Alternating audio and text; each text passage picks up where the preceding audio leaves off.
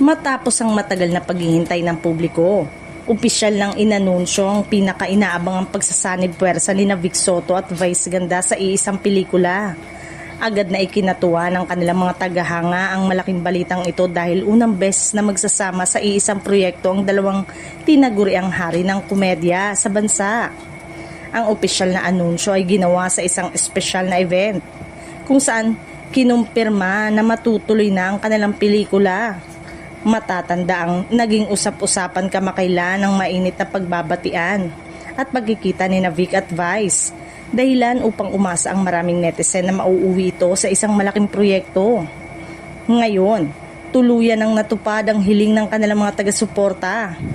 Ayon sa mga unang detalye, target na maging isa sa pinakamalalaking pelikula ng taon ng proyekto.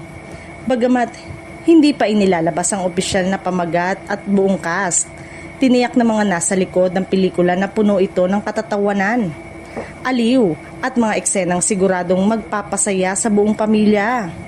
Hindi naman napigilan ng mga netizen ang magbigay ng kanilang reaksyon matapos ang opisyal na anunsyo.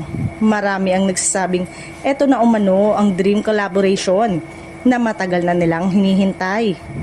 Mailan ding naniniwalang magiging isa ito sa pinakamalaking box office hit sakaling ipalabas na sa mga sinehan.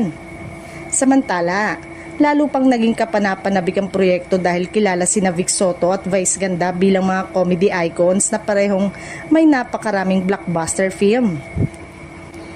Dahil dito, mataas ang inaasahan ng publiko sa kanilang magiging chemistry at mga sorpresa na kanilang ihahandog sa pelikula.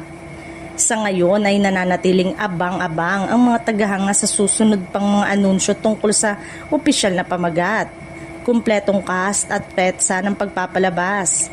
Isang bagay ang malinaw, ang pagsasama ni Vic Soto at Vice Ganda ay isa sa pinakamalaking showbiz collaboration na tiyak na pag-uusapan ng buong bansa.